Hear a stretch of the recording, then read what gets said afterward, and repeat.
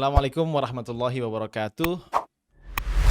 Jumpa lagi di episode kajian seri Ramadan. Pada edisi kali ini kita akan bahas tentang peninggalan dan harapan mereka yang telah berpulang mendahulu kita semuanya.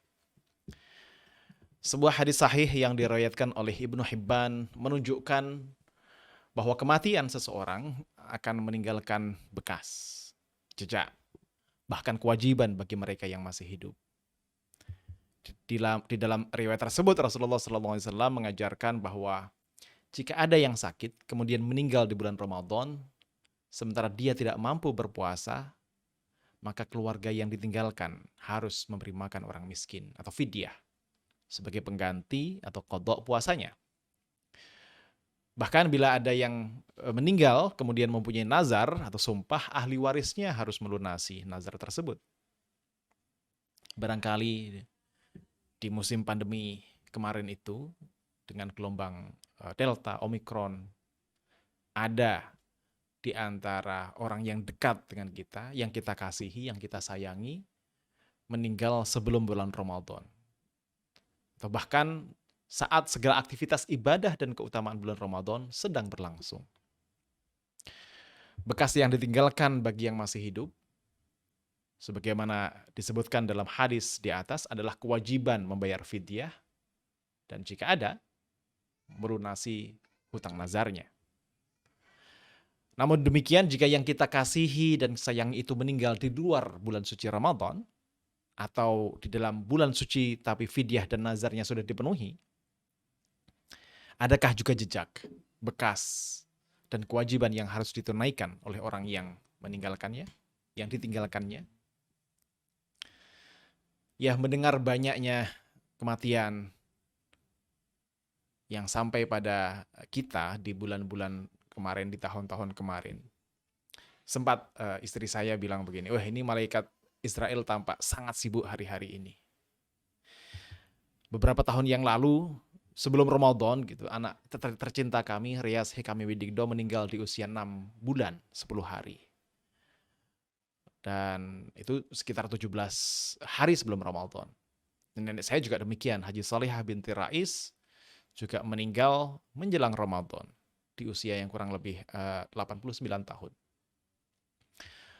Adakah bekas dan jejak yang ditinggalkan oleh mereka dan semua orang yang telah berpulang mendahului kita? Ya, tentu saja ada, bahkan banyak. Bekas dan jejak yang mereka tinggalkan bukan hanya kewajiban membayarkan fidyah atau hutang atau nazar jika mereka meninggal di bulan Ramadan, tapi juga ada legacy, peninggalan, warisan. Ada juga aspirasi, keinginan atau harapan. Seseorang yang wafat akan meninggalkan legacy atau peninggalan jika dia mempunyai salah satu di antara 3 hal yang dianggap oleh Nabi SAW sebagai peninggalan terbaik. Dalam hadis riwayat Ibnu Hibban, beliau pernah bersabda, peninggalan terbaik seseorang setelah meninggal ada 3. Anak saleh yang selalu mendoakan, waladun salihun yad'ulah, shadaqatun jariyah, sedekah yang aliran kebaikannya terus mengalir, dan suatu amal saleh yang terus dijalankan oleh generasi atau orang setelahnya. Amalun ya'malu bihi man ba'dahu. Jika orang yang meninggal mempunyai ikatan darah yang dekat dengan kita, misalnya kakek, nenek, bapak, atau ibu kita, maka salah satu wujud dari legacy mereka bisa jadi adalah diri kita sendiri.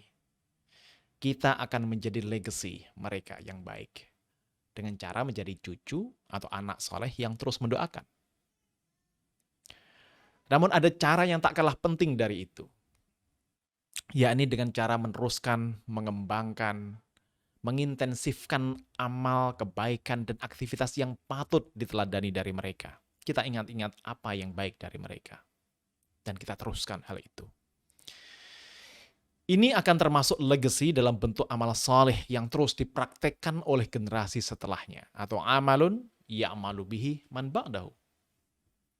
Ya, oleh generasi kita yang masih hidup ini, itulah legacy yang sebenarnya.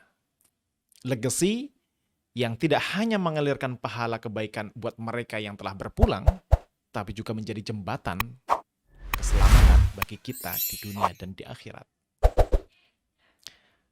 Nah sekarang, bagaimana jika yang berpulang itu bukan generasi sebelum kita? Bukan kakek, nenek, bapak, atau ibu kita, tapi generasi setelah kita. Atau generasi kita. Entah kakak, teman, adik, atau ya tadi generasi setelah kita, anak-anak kita, bagi yang mereka yang sudah punya anak. Apakah mereka juga meninggalkan legacy? Jika yang meninggalkan itu adalah anak-anak kita, terutama yang belum balik, yang mereka tinggalkan barangkali bukan legacy, karena mereka belum banyak berkiprah di dunia ini, tapi yang terbekas dari mereka adalah aspirasi, keinginan, harapan. Imam Ahmad pernah meriwayatkan sebuah kisah tentang seorang sahabat yang datang kepada Nabi SAW sambil membopong anak kecilnya. Rasulullah kemudian bertanya, apakah engkau mencintainya? Atuhibbuhu? Sahabat tersebut menjawab, aku mencintaimu sebagaimana aku mencintainya, wahai Rasulullah. Lalu beliau memeriksa anak kecil itu dan bertanya kepada para sahabat yang hadir, apa yang terjadi dengan anak ini? Para sahabat menjawab bahwa anak tersebut telah meninggal. Lalu beliau berkata kepada orang tuanya yang membopong tadi itu, apakah engkau mau masuk surga melalui salah satu pintunya dan mendapati anakmu sedang menunggumu di sana? Setengah tak percaya sahabat itu bertanya, apakah pintu surga itu hanya untuknya, anak yang meninggal itu, wahai Rasulullah? Atau untuk masing-masing dari kami? Ya anak itu, ya orang tuanya. Rasulullah kemudian menjawab, ya untuk masing-masing dari kamu. Hadis tersebut dan hadis-hadis lain yang senada menyiratkan bahwa anak kecil yang meninggal mungkin belum mempunyai legacy. Keturunankah, sedekah, ilmu, amal. Tapi mereka mempunyai aspirasi, keinginan yang tidak terekspresikan secara verbal. Aspirasi atau ekspektasi harapan mereka atau anak-anak kecil yang telah meninggal itu adalah untuk melihat orang tuanya melayakkan diri sebagai penghuni surga, sehingga dia dapat menunggu dan menjemputnya di salah satu pintu yang dijanjikan oleh Allah Subhanahu wa taala tadi. Bagi mereka yang masih hidup, kewajibannya bukanlah membayarkan fidyah, nazar atau hutang, tapi memenuhi aspirasi atau ekspektasi anak-anak kecil yang telah meninggal itu dengan amal yang membuatnya layak untuk ditunggu dan bertemu lagi dengan mereka di surganya nanti. Mungkin ada yang bertanya, buat apa kita menjadi legacy atau pemenuhan aspirasi orang lain? Betapapun orang itu adalah orang yang sangat kita cintai. Bukankah kita bertanggung jawab atas amal kita sendiri dan tidak mendapatkan keselamatan atas kerja keras atau tidak mendapatkan keselamatan atas kerja keras atau amal orang lain untuk kita? Ya, mungkin itu benar. Tapi manusia seringkali termakan oleh ilusinya sendiri. Banyak yang beranggapan bahwa manusia sepenuhnya otonom, mandiri, dan tidak membutuhkan pihak lain dalam hidup. Di situ mereka lupa bahwa manusia sesungguhnya adalah, meminjam seorang filosof istilahnya, a dependent rational animal atau hewan rasional yang sebenarnya selalu bergantung pada orang lain, mempunyai ketergantungan.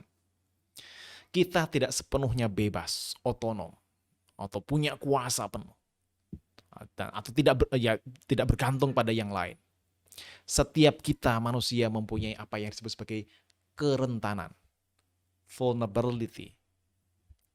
Dalam kerentanan sebagai anak misalnya, kita butuh orang tua untuk membesarkan dan mendidik kita dari kecil hingga dewasa. Dalam kerentanan sebagai orang tua, kita membutuhkan anak-anak untuk misalnya berinteraksi dengan generasi, zaman, atau teknologi baru yang tidak sepenuhnya kita pahami atau dipahami oleh orang tua. Ya, apalagi saat ini kita menjadi legacy sebagai anak soleh dan penerus amal kebajikan bagi generasi sebelumnya yang telah meninggalkan kita. Kita tidak hanya mengalirkan pahala kebaikan buat mereka, tapi juga sedang membangun jembatan bagi kita sendiri untuk menuju surganya. Demikian pula, saat kita memenuhi aspirasi anak-anak yang telah berpulang mendahului kita tidak hanya memenuhi harapan orang lain, yaitu anak-anak yang telah meninggal itu, tapi juga memenuhi harapan kita sendiri, yakni harapan untuk dapat bertemu dan berkumpul lagi dengan mereka di surga Allah Subhanahu wa Ta'ala. Di bulan suci ini, Allah menyediakan banyak kesempatan dan keutamaan untuk kita agar menjadi legacy, pengemban aspirasi, atau menjadi pembuat legacy itu sendiri. Kita dapat memaksimalkan amal ibadah di bulan Ramadan, kita sebagai cucu, sebagai anak, sebagai orang tua, atau sebagai teman dari mereka yang telah meninggal, dapat kembali berkumpul bersama mereka di surganya nanti insya Allah. Wallahu a'lam bishawab. Mudah-mudahan. Assalamualaikum warahmatullahi wabarakatuh.